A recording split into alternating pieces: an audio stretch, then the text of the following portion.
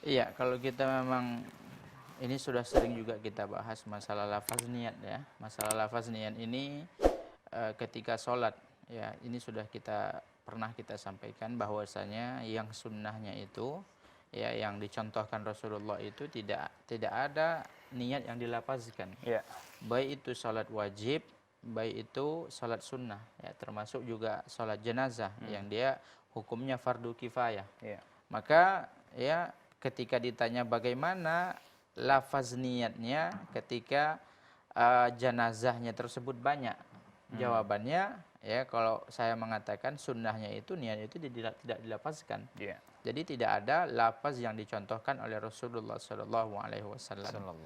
Kan ini sudah kita sampaikan ya, Imam Ibnu Qayyim kan pernah memberikan suatu apa ya, kata kalau bahasa anak sekarang mungkin challenge gitu, tantangan ya. Tantangan. Iya, jadi beliau mengatakan silahkan datangkan satu hadis ya, baik itu hadis yang sahih atau yang tidak sahih, tentang diperintahkannya kita untuk membaca usolli sebelum sholat. Melafazkan niat. Melafazkan niat. Ya. Ya. Maka tentunya tidak akan ada kita temukan hadis seperti itu. Ya. Karena itu adalah ya ijtihad sebagian ulama madhab Syafi'i.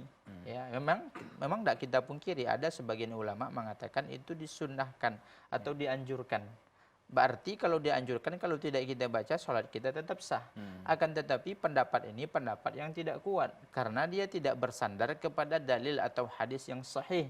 Ya, sedangkan tidak mengelapaskan niat tersebut, ya itulah yang dicontohkan oleh Rasulullah SAW. Makanya para ulama mengatakan, ya ketika para ulama menyimpulkan tentang innamal a'mal bin niat, ya bahwasanya amal itu dengan niat, mereka mengatakan ya fan niyatu mahalluhal qalbu.